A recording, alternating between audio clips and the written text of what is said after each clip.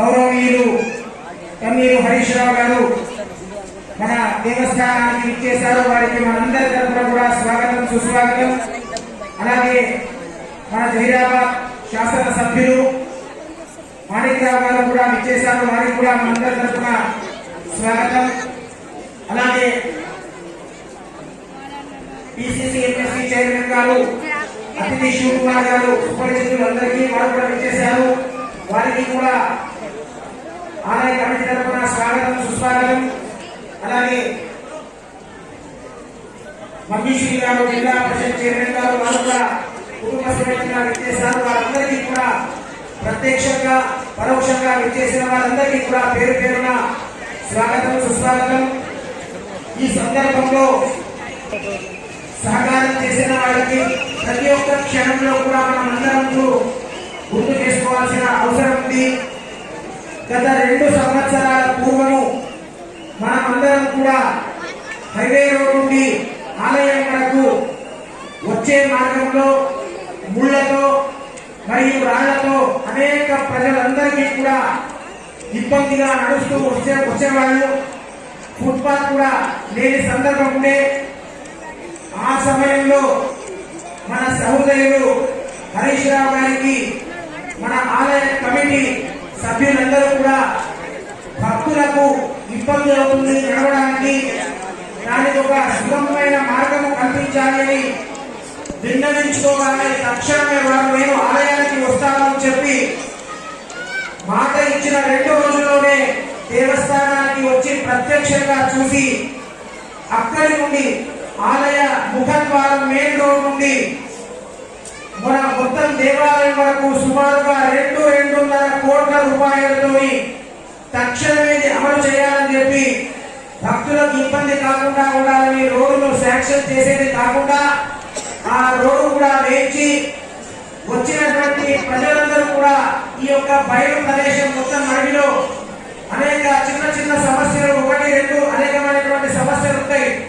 వాళ్ళకి ఆ బాధలు కలగకూడదని చెప్పి వెంటనే ప్రత్యేక అడగకుండా ఉండే ప్రత్యేక శ్రద్ధ వాళ్ళు చొరవ చూపి 5 లక్షల నుంచి 10 లక్షల వరకు మన వసతి సౌకర్యాలు మలమూత్ర విసర్జన కూడా దేవాలయానికి ఇబ్బంది కాకూడదని అది కూడా నిర్మాణం చేశారు.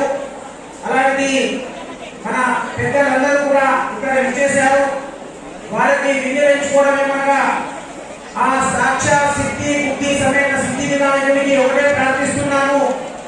ఎల్లప్పుడూ కూడా మీకు భగవంతుడు కేవలం రాజకీయ పరంగానే కాకుండా అన్ని విధాలుగా భగవంతుడు అఖండ ఆయుర ఆరోగ్య ఐశ్వర్యాలు కీర్తి అన్ని ప్రతిష్ఠించాలని మనసారా ప్రార్థిస్తూ తమరు ఆ సిద్ధి వినాయకుని ఆశీస్సులు పొందాలని చెప్పి ఎప్పుడు కూడా అందరినీ కూడా ప్రార్థిస్తూ ఆలయ కమిటీ సభ్యులు స్వామివారి యొక్క శాఖలో ఆశీర్వాదాన్ని సన్మానించాలని ప్రార్థిస్తున్నాము.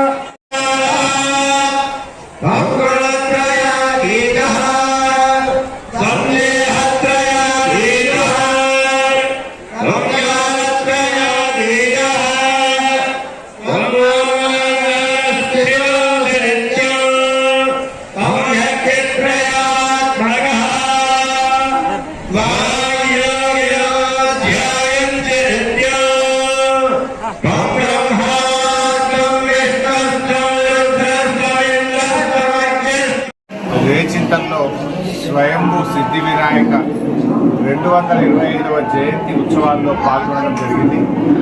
చాలా సంతోషం.